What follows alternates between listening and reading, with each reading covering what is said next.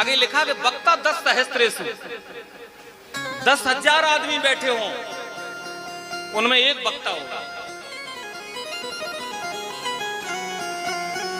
वक्ता के भी नाप तोल बताइए।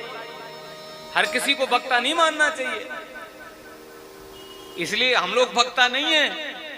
हम तो ऐसी विभूतियों के सामने ही उनका प्रसाद ही सुना पा रहे हैं। वक्ता के बड़े नियम है, बड़ी पहचान है, वक्ता की भी बड़ी कसौटी होती है। वक्ता कौन समाज में?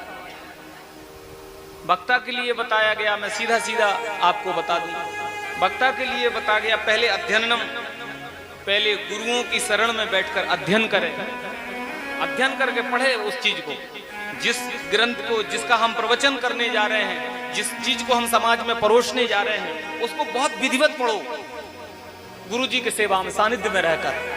और पढ़ने के बाद उस पर विचार करो, मनन करो, इसमें अच्छा क्या है, बुरा क्या है। अच्छे बुरे का जब मनन हो जाए, विचार हो जाए, तो बुरे को त्यागो, अच्छे को आचरण में उतारो।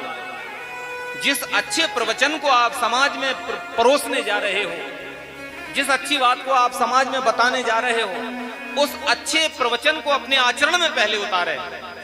और जो पहले पढ़ता है, मनन करता है, और फिर मनन करने के बाद अपने आचरण में उतारता है, आचरण में उतारने के बाद ततोपदेशः, आचरण में उतारने के बाद फिर जब जाकर उपदेश जो करता है, उसी को समाज में वक्ता कहा गया है। उसी की वाणी का असर होता है। नहीं, समाज में तो बकबक करने वाले तो तमाम वक्ता घूम रहे हैं।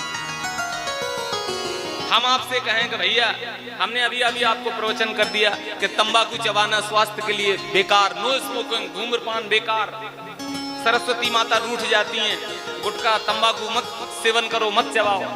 अच्छा, हम यहाँ बढ़िया लच्छेदार भाषा में कह जाएं आपसे, और जिस कमरे में हमें ठहरा दिया है, हम पर्दा लगा करके 2-2 पुड़ियां चबा जाते हैं, तो फिर हमारी बात का समाज में असर नहीं होगा। पुराने जमाने में इतनी कथाएं नहीं होती थी।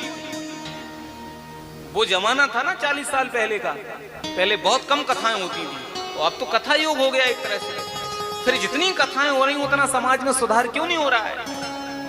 इसलिए नहीं हो रहा है कि पहले जो नियम थे कथा के, कथा का जो स्वरूप था, वक्ताओं के जो आचरण थे, अब वो थोड़ा सा हम लोगों में, हमें उसी पद्धति पे जाना पड़ेगा, उसी परंपरा में हम जाएंगे तो आज भी कथा का असर, कथा तो अपना असर करती है। ये कथा जीवन की सारी व्यथाओं को मिटाती है। ऐसी कोई व्यथा नहीं होगी जो कथा मिटा ना देती। इसलिए मैंने कल भी निवेदन किया था, 2 ही चीजें संसार की व्यथा है, भगवान की कथा है।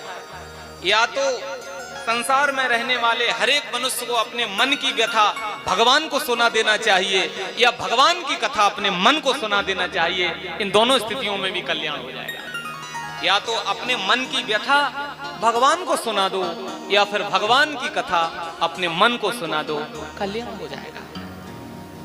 लेकिन हम लोगों को तत्वोपदेश, हम जो प्रवचन कर रहे हैं, उस प्रवचन के साथ हमें अपने आचरण को भी सुधारना पड़ेगा।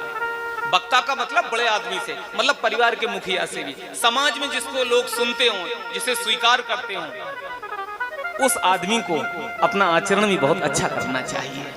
तभी समाज में क्रांति आती है, बदलाव आता है, समाज सुधार हो पाता है।